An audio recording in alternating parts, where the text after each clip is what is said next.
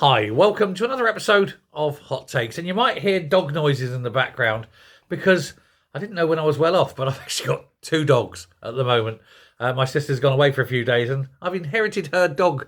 It's a lovely little thing, but it gets a bit enthusiastic with toys and things. So if you hear some dog noises, that's all it is. Now, we have this story, and I've mentioned this before, about court cases going on over the VAT being applied to schools. Well, now we have another one.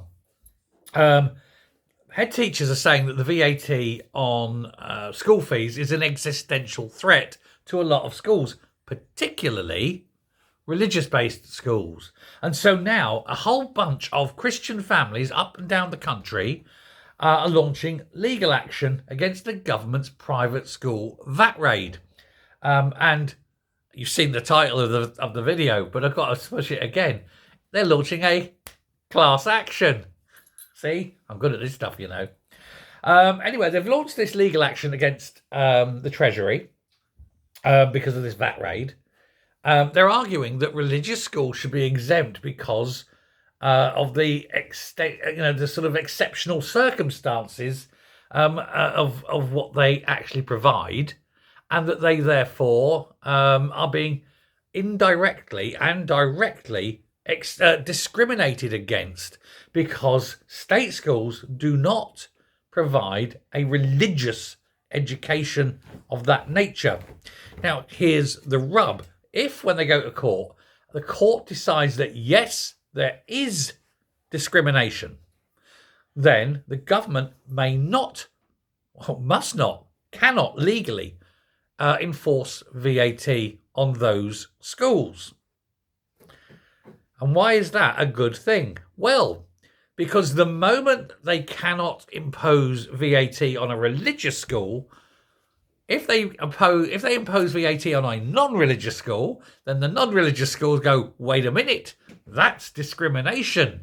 If they're allowed to get away with it because they're religious and we're not, then you have this difference based on religion, therefore breaching the 2010 Equality Act.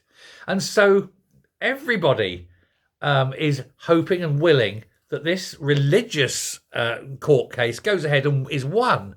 Simply then, because that will kill VAT on public schools dead.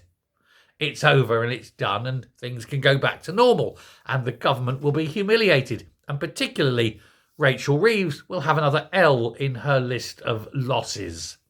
Isn't it marvellous? So I think we need to back them. Now, the parents of all these people, and there's 4 or 5 schools all over the country, are being supported by the Christian Legal Centre, who've raised, well, let's just say, significant amounts of money.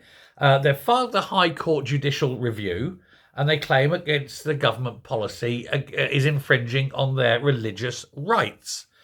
And of course, this is going to be very, very difficult for the government to defend, because the only defence they've got really is to say that religion isn't important.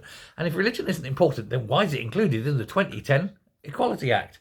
The 13 or so claimants are seeking a declaration that the government's changes are unlawful and incompatible with their human rights.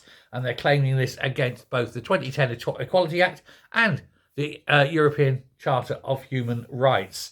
Lawyers are going to argue that the measure has disproportionately worse effect for parents who want to have their children educated in Christian schools. Therefore, it will be up to the court to decide whether religion is a protected identity. If it is, which it is because the law is there, then VAT may not be added because it is not added on the costs of state schools. Therefore, they win. What a cracking case. Now, like I say, everybody is hoping that this goes through, that this is won. Every single public school in Britain, every parent whose child is at public school, everyone. The only people who aren't, of course, are Rachel Reeves and that cabal of Marxists hanging around Westminster pretending that they're a government. Not for much longer if they keep this up. I think, actually, if it's a discrimination issue, that she herself could be liable for it. The 2010 Equality Act doesn't just affect corporations. It can reflect on the people making the decisions within the corporations. So if this was her personal decision, she could be actually liable personally for that discrimination. There's an unlimited fine.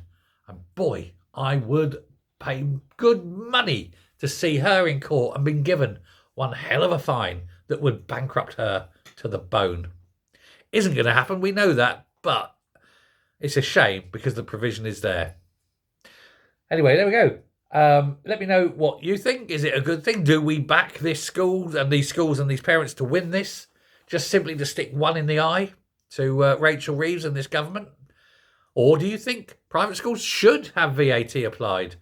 And if so, are you prepared to pay the extra tax in which you're going to have to pay for all those children going into the state schools? Tough one, isn't it? Thanks a lot. Bye.